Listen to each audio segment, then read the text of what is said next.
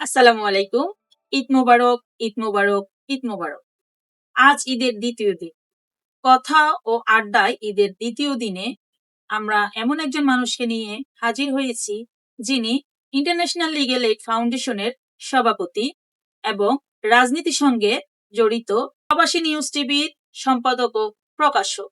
আসুন আমরা জেনে নিই উনার সাথে কথা বলে উনার ঈদ কেমন কেটেছে। আসসালামু আলাইকুম ভাইয়া। ওয়ালাইকুম আসসালাম। কেমন আছেন? আলহামদুলিল্লাহ, আপনি ঈদ কেমন আছেন? মোবারক ভাইয়া। ঈদ মোবারক। আমরা ১ম এ আপনার মুখ থেকে জানতে চাইবো আপনার পরিচয়টুকু। আমি রফিকুল ইসলাম। আমি একজন মানবাধিকার কর্মী, প্রবাসী নিউজ টিভির সম্পাদক প্রকাশক এবং আমার একটি সংগঠন রয়েছে দুর্নীতি সচেতন পরিষদ বাংলাদেশ, যেটা আমি প্রতিষ্ঠা করেছি ২০২২ সালে। এবং পাশাপাশি আমি বাংলাদেশ জাতীয়তাবাদী দল করে থাকি আমার দীর্ঘবার পর থেকে। অদ্যাবধি শহীদ জিয়ার হাতে গড়া বাংলাদেশ জাতীয়তাবাদী দল এর একজন নগণ্য কর্মী হিসেবে মাঠে কাজ করে যাচ্ছি। ভাইয়া, আমরা আপনার কাছ থেকে জানতে চাইবো আপনার ঈদ কেমন কেটেছে? আলহামদুলিল্লাহ, আমার ঈদ বরাবরই ভালো কেটেছে। কারণ আমি এ শুরুতে আপনাকে বলি, আমি একজন মানবাধিকার কর্মী। সবসময় আমি অসহায় সুবিধাবঞ্চিত মানুষদেরকে নিয়ে সবসময় সময় কাটাই। তাদেরকে নিয়ে বরাবরই আমি প্রতি বছর না, এবারেও তাদেরকে যথেষ্ট সময় দিয়েছি। একেবারে ঈদের পূর্ব থেকে আজকে পর্যন্ত মোটামুটি তাদের সাথে আমার বেশ ভালোই কেটেছে। দর্শক, আমরা জানি উনি রাজনীতিবিদ, উনি সাংবাদিক এবং উনি হিউম্যান রাইটস নিয়ে কাজ করে। আমরা এখন রফিক ভাইয়ের কাছে জানতে চাইবো, ভাইয়া এই ৩ টা জায়গায় আপনি কিভাবে সময়টা দিচ্ছেন? আসলে ১ম আমি বলি, আপনি যতটা কাজ করেন না কেন, অনেক মানুষের শুধু একটা কাজ নিয়ে পড়ে থাকে। তারপর সে সফলতা পেতে পারে। ঠিক কিনা বলেন? হ্যাঁ। কারণ আপনার প্রতিটা কাজ আপনি যখন যে কাজটি করবেন না কেন, আপনাকে ১ম এই স্থির করতে হবে, আমি এই কাজটা করব, এটা আমাকে পারতেই হবে। ঠিক আমি রাজনীতি করি বা হিউম্যান রাইটস নিয়ে কথা বলি বা সাংবাদিকতা করি, যেটা করি না, আমি যখন যে কাজটা করি আমি সবসময় মাথায় আনি, না হ্যাঁ, এই মুহূর্তে আমার এই কাজটি করতে হবে। এখন হয়তোবা আপনি বুঝে যাচ্ছেন ৩ টা কাজ তো আসলে ৩ টা ৩ ধরনের। হ্যাঁ, খুব চ্যালেঞ্জিং জব। আমার সাংবাদিকতা, আমি বিশেষ করে আমি অনুসন্ধানী লিঙ্কডিন এর কাজ করি। এটা যেরকম খুবই একটি আ দুর্দান্ত একটি কাজ, অনুসন্ধানী রিপোর্টিং করা এবং হিউম্যান রাইটস নিয়ে কথা বলা, অর্থাৎ আপনি যখন মজলুমের পক্ষে কথা বলতে যাবেন, তখন ধরে মজলুম কে? মজলুম কারা হয়? এই বিষয়টা হচ্ছে মানুষ যে শোষণ করে, যাকে শোষণ করে সে ওই সময় মজলুম হয়। তাইলে আপনি একজন শক্তিশালী প্রতিপক্ষের সাথে আপনি লড়াই করতে যাচ্ছেন। বিষয়গুলো আপনার মাথায় রাখবেন। আমি ওই সময় সে শক্তিশালী কিনা আমি এটা মাথায় আনি না। সে কে এক্সপোজেড এর আমি চিন্তা করি এই জায়গাটা অন্যায় হয়েছে।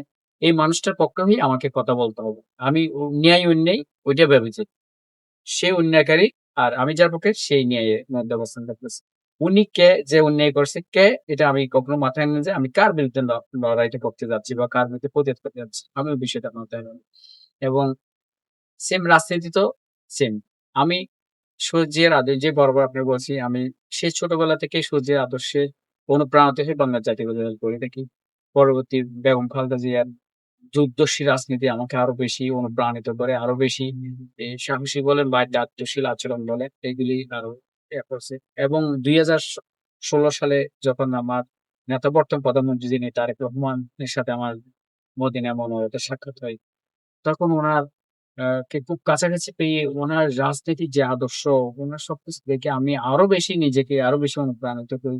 রাজনীতির প্রতি আরো দায়িত্বশীল আচরণ। আমার রাজনীতির জায়গায় হিউম্যান রাইটস এর জায়গায় সামাজিক আমি কখনো ৩ টা জিনিস এক জায়গায় গুলিয়ে ফেলি না। আমি আমার পেশা, আদর্শ এইগুলি আমি কখনো একসাথে মিলিয়ে ফেলি না। যে কারণে আমার পক্ষে করা সম্ভব। যখন আমি মিলিয়ে ফেলবো, যখন কেউ পেশা, আদর্শ সবচেয়ে এক জায়গায় একত্রিত করে ফেলবে, দেখবেন তার পক্ষে আসলে কোনো কিছু করা সম্ভব হবে। আশা করি আমি বোঝাতে সক্ষম হয়েছি দর্শক। দর্শক খুব সুন্দর করে আমাদেরকে বুঝিয়েছেন যে উনি কিভাবে ৩ টা জিনিসকে ধরে রেখেছেন। আমরা জানতে পেরেছি আপনি উপজেলা নির্বাচন করতে চাচ্ছেন। দেখেন, আসলে এই উপজেলা নির্বাচনটা আমার একটা দীর্ঘদিনের স্বপ্ন ছিল। কারণ আমি ২০০০ সালে জানুয়ারি ২৯ তারিখ প্রবাসে চলে যাই। তাও রাজনীতির কারণে যেতে গিয়েছিলাম। যাওয়ার পর থেকে আমি আবার সেই প্রবাসও জড়িয়ে পড়ি, বাংলার জাতীয়তাবাদী দলের প্রবাসী সংগঠনের সাথে জড়িয়ে পড়ি। রাজনীতি করতে, করতে আমি ২০০৭ সালের দিকে এসে ইস্টার্ন প্রভিন্স যুবদল অর্থাৎ আলহাসা প্রদেশের আমি যুবদলের প্রেসিডেন্ট হই। প্রেসিডেন্ট হওয়ার পর আমি প্রায় ২ বছর প্রেসিডেন্টের দায়িত্ব পালন করি। পরবর্তীতে এসে আবার সেই প্রদেশে, একই প্রদেশে আমি বিএনপির সিনিয়র ভাইস প্রেসিডেন্ট আছি। এর পরবর্তীতে আস্তে, আস্তে আমি ২০১৪ সালে যখন দেশে আসি, তখন উপজেলা পরিষদের নির্বাচন ঘোষণা করছে। দুঃখের বিষয় আমি সে সময় আমার স্বপ্নে ছিল আমি নির্বাচন করব। কিন্তু আমি ভোটার হতে না পেরে ওই সময় ভোটার ছিলাম না। যে কারণে আমার পক্ষে নির্বাচন করা সম্ভব হয়নি। তখন আমার সহধর্মিণী আমার উপজেলার ভাইস চেয়ারম্যান, মহিলা ভাইস চেয়ারম্যান নির্বাচন করেন বাংলা জাতীয়তাবাদী দল থেকে। বাংলা জাতীয়তাবাদী দলের অ উনি নির্বাচন করেছেন ঠিক। তবে বাংলা জাতীয়তাবাদী দল থেকে তখনকার সময়ে উপজেলা ক্যান্ডিডেট যতটুকু ভোট পেয়েছে এর দ্বিগুণ ভোট পেয়েছিল আমার ওয়াইফ এবং ভাইস চেয়ারম্যান যত ভোট পেয়েছে তার দ্বিগুণ পেয়েছে। তো এদিক থেকে আমারকে আরো বেশি অনুপ্রাণিত করে নির্বাচনের প্রতি। আমি তখন থেকে আসলে এ আমি আমার নিজের মতো করে যাচ্ছি, করে যাচ্ছি। আমার একটা স্বপ্ন ছিল আমি নির্বাচন করব। তো সামনে যেহেতু উপজেলা নির্বাচন হবে আমার একটা স্বপ্ন আছে আমি উপজেলা ভাইস চেয়ারম্যান নির্বাচন করব। আসলে উপজেলা আ পরিষদের চেয়ারম্যানের ক্যান্ডিডেট হবার সেই বয়স এখন আমার হয়নি। যেহেতু আমার অনেক সিনিয়র রয়েছে। দল যদি আমাকে ভাইস চেয়ারম্যান নমিনেশন দেয় অবশ্যই আমি নির্বাচন করব। আশা আ প্রত্যাশা রাখছি। দল অবশ্যই আমার মতো একজন ত্যাগীকে মূল্যায়ন করবে সেটা প্রত্যাশা রাখছি। নমিনেশন পেলেও আমি দল করে যাব। দলের জন্য কাজ করে যাব। অদ্যবধি করে যাচ্ছি। যেমন একটু কথা না বললে নয়। ৫ই আগস্টের পরে সে আসলে অনেককে আমরা এখন নতুনভাবে দেখতে পাচ্ছি। আসলে এই যে সুযোগ সন্ধানীদের পাশে গিয়ে এ নিজেকে জাহির করা সে বসার মতো না। যেমন আমি ২০১৯ সালে একটু পূর্বে আপনাকে বলেছি। ২০১৯ সালে আওয়ামী লীগ সরকারের আমলে যখন মানুষ কথা বলতো না, ঠিক সেই সময় আমি দুর্নীতি নির্মূল পরিষদ বাংলাদেশ গঠন করি এবং সে সময় থেকে আমি অদ্যাবধি মহাসচিবের দায়িত্ব পালন করছি। ছোট প্রেস ক্লাবের সামনে অসংখ্য সরকার বিরোধী অনেক প্রোগ্রাম করছি। হিউম্যান রাইটস এ অনেক প্রোগ্রাম করছি, অনেক কাজ করছি। অনেক কিন্তু দাদা হচ্ছে আসলে আমি ফোকাসটা একটু খুবই কম।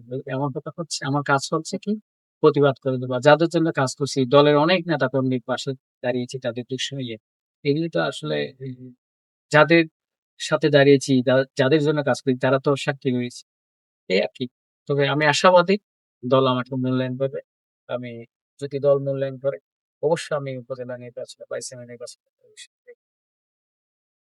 দর্শক, আমরা অনুষ্ঠানের শেষ প্রান্তে এসে দাঁড়িয়েছি। আমরা সর্বশেষ রবিক ভাইয়ের কাছে জানতে চাইবো, আপনার যেই আপনার সাথে যারা কাজ করছেন বা আপনি তাদেরকে কতটুকু ধরে রাখার, তাদের প্রতি কতটুকু আস্থা, আপনি আমাদেরকে এটা বলবেন এবং দর্শকের উদ্দেশ্যে আপনি কিছু বলবেন এই ঈদ উদযাপন উপলক্ষে। দর্শকদের উদ্দেশ্যে বলব ঈদ মোবারক, ঈদ মোবারক, ঈদ মোবারক। আসলে দেখেন আপনি যে দলে করুন না কেন, আপনি যে সংগঠন করুন না কেন বা আপনি মানবাধিকার করেন বা স্বেচ্ছাসেবী সংগঠন যেটা করবেন কারণ আমার আশা এবং প্রত্যাশা থাকবে। নিজেকে একটি ভালো কাজের সাথে সম্পৃক্ত করার চেষ্টা করবেন। দৈনিক অন্তত একটি হলেও ভালো কাজ করার চেষ্টা করবেন। আর আপনি যে নির্বাচন সংক্রান্ত যে একটি মেসেজের কথা বলছেন, আমি আনোয়ারাবাসীর উদ্দেশ্যে একটি কথা বলব। আমি আপনাদের সন্তান। আমি আসলে সেই ছোটবেলা থেকে বাংলা জাতীয়বাদী দল করি। আমাকে যারা চিনেন জানেন। অ্যা তারা খুব ভালো করে জানেন আমি কখনো অন্যের সাথে কখনো গা ভাসিয়ে দিয়ে চলিনি। সবসময় অন্যায় বিরোধী কার্যক্রম করেছি। যারা অন্যায় করেছে তাদের বিরুদ্ধে অবশ্য প্রতিবাদ করেছি। নিজেকে সবসময় অ্যা সৎ সরল পথে, সত্যের পথে রাখার চেষ্টা করেছি। যেটা আমি যার দল করি বাংলা জাতীয়তাবাদী দল, শহীদ প্রেসিডেন্ট জিয়াউর রহমানের আদর্শকে আমি লালন এবং ধারণ করি, পালন করি। আমি এখনো সেই শহীদ জিয়ার আদর্শকে লালন করে এ যাচ্ছি।